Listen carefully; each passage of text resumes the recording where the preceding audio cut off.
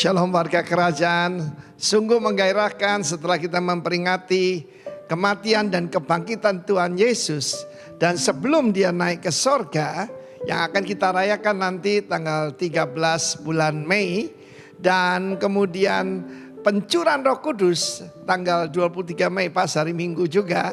Nanti Bapak Pendeta Frankie yang menyampaikan special message bagi kita semua. Maka saudara, apa yang dilakukan Yesus?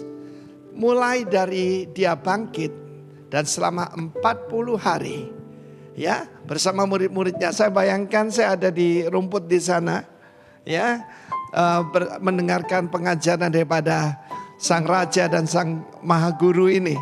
Tetapi puji Tuhan, melalui Roh Kudus kita tetap bisa belajar, karena Roh Kudus adalah roh daripada Kristus sendiri. Nah saudara, apa yang dilakukan oleh dia? Injil Lukas disambung dengan Kisah Para Rasul pasal pertama menjelaskan bahwa apa yang dia lakukan adalah dia menampakkan diri berulang-ulang kepada murid-muridnya. Berulang-ulang.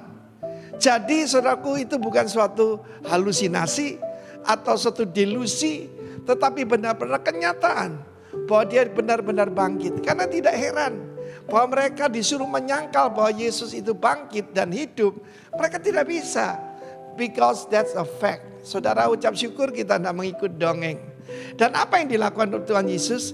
To do and to teach, ya, dan juga train them. Bulan ini bicara soal to train, melatih anak-anak muda kita. Dan saya percaya kebangkitan anak-anak muda yang dipakai Tuhan luar biasa sedang terjadi di tengah-tengah kita. Dia berulang-ulang dalam bahasa Inggris katakan infallible proof. Bukti yang tak terbantahkan dan tidak bisa dibantahkan. Bahwa dia hidup, dan apa yang diajarkan? Kerajaan Allah. Karena selama ini mereka gagal paham. Mereka kira bahwa kerajaan Allah itu Mesias datang untuk menghancurkan Romawi dan mendirikan kerajaan yang dijanjikan kepada David. Yaitu bahwa dia akan meminta seluruh bumi dan berpusat di Yerusalem. Jangan salah, bukan Washington DC, bukan Beijing, bukan Moskow ataupun yang lain, tetapi Yerusalem. Tetapi saudaraku, meskipun dia sudah mengajar, ini kebenaran ini harus seutuhnya. Pertaining the kingdom of God, tentang kerajaan Allah.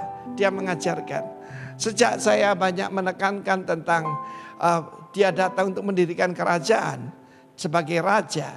Dan firman Tuhan adalah undang-undang. Ya, firman Tuhan adalah mengajarkan kebudayaan kerajaan. Masih juga banyak yang gagal paham. Sebab pada akhir pertemuan itu murid-murid tanya, maukah engkau pada masa ini, sekarang ini, yaitu mendirikan kerajaan bagi Israel, memulihkan, restore kerajaan bagi Israel. Dan dia berkata, hanya Bapak yang tahu, ya. Jadi kita tidak usah mereka-reka tanggal kedatangan Kristus. Tetapi yang jelas, the kingdom of God is within you. Kerajaan Allah ada di dalam saudara saya melalui Sang Raja yang memerintah melalui rohnya. What is the kingdom of God? The government of God. Pemerintahan Allah. Karena itu selama 40 hari dia mengajarkan itu dan berulang kali menampakkan diri dengan tubuh kemuliaan. Ini gambar ini yang mungkin sebelum dia bangkit ya, tapi just an illustration. Dan saudara yang kasih Tuhan, through the Holy Spirit, melalui Roh Kudus. Tanggal 23 kita memperingati yaitu pencurahan Roh Kudus. Saudara yang kekasih, Tuhan mau kita semua menjadi saksi yang berkuasa bagi Dia. Tuhan memberkati kita semua warga kerajaan. Amin.